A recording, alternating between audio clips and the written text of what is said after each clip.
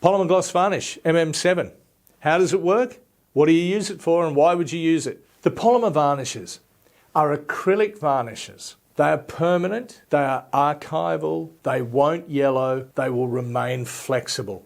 The polymer varnishes and medium are one of the most versatile mediums that you could buy. If you could only buy one medium to use with your acrylics, I would suggest one of the polymer varnishes.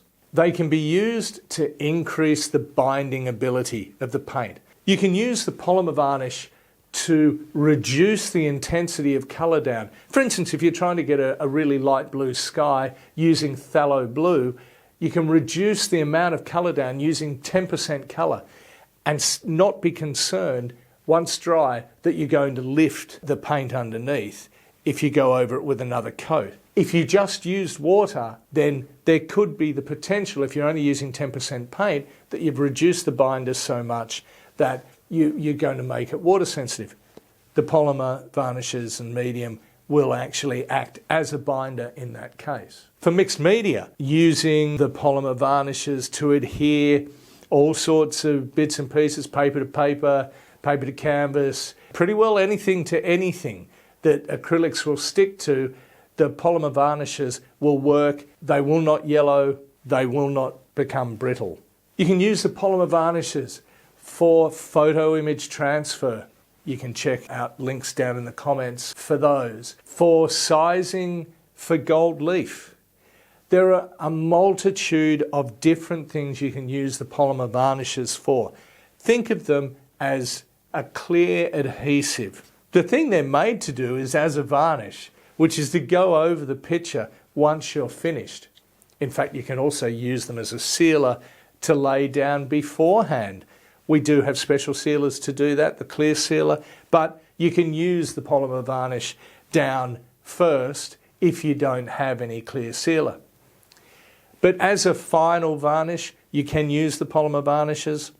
They work as an isolation coat. You can then paint over the top of them, and then another coat of varnish, and then paint again if you want to. In fact, that's a technique of Trompe l'oeil to actually just separate the layers of paint only by a fraction of a millimetre, but still allowing it to trick the eye into thinking, for instance, when you're doing marbling or various different faux finishes. And finally, when using the polymer varnishes as a varnish, you need to add generally about 10% clean water to them, purely to free them up to be able to apply them as a varnish, easily as a varnish, because they are made a little thicker to do some of those other things that we talked about. So adding a little bit of water, you'll find the amount that suits you. You really need to lay the varnish down quite thinly.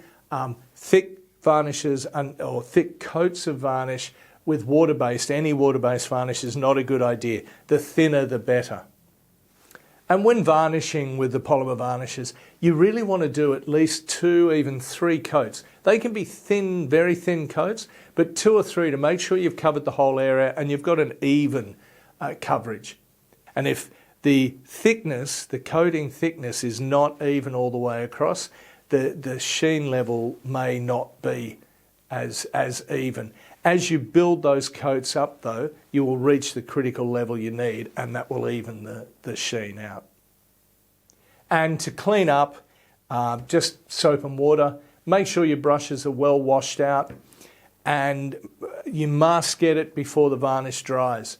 Once the varnish is dry, and if it's dry on your work, there's really nothing you can do. There's nothing that will remove that varnish.